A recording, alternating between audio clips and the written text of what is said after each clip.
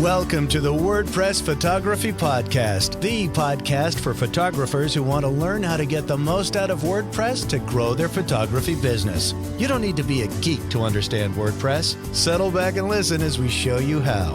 Now, here's your host, Scott Wyden-Kivowitz.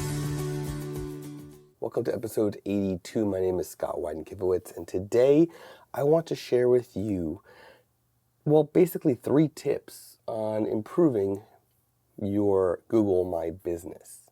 Now, this is the WordPress Photography Podcast, but as you may know, if you've been listening or watching episodes since the beginning, we don't just talk about WordPress. We talk about your online business, your online marketing efforts, and social media, and pretty much everything related to it. Google My Business, it has become, unfortunately, kind of this essential part of what you need to do with your social media efforts. Google created Google My Business based off of Google Plus pages. And if you recall, there was a time where we have discussed the confusion that was Google Plus pages, Google My Business, and Google Local, and so on. Basically, Google Plus has shut down. It's gone. As of April 1st, 2019, it is gone. And what is left from what Google Plus created for businesses in particular is Google My Business. This is where you have what's called local citations. You have this local listing on Google for your business. And in this listing, you can do things like post articles, post content. You can get reviews and things like that. And what happens is if somebody searches for a photographer and they're in your area, or they search for a photographer in New York City or wherever you are, you will show up depending on how active you are, how much is going on your website, how optimized your Google My Business profile is, and so on. You will show up, and the content you post there will show up with it. So today I want to talk about the content that you post and share 3 tips related to that. Now, these tips are not ones that I created. These are not ones that I have made up. These are tips that Google themselves actually say.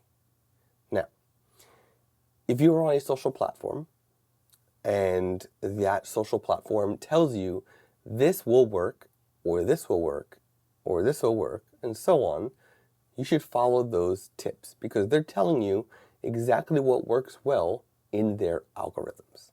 So the first tip I have for you today from Google is to make your post include an attractive image to illustrate your message.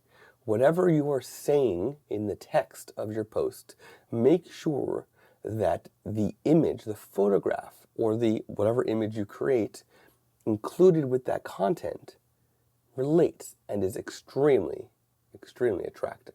The second tip I have for you today is to use conversational tone. Because Google My Business is talking directly to your potential customers, they're recommending that the content you create, that you include in these posts, also talk directly to your customers. Whatever content you write, make sure it's conversational. You're not just talking in an advertorial way. The last tip that I have for you today is to include a call to action.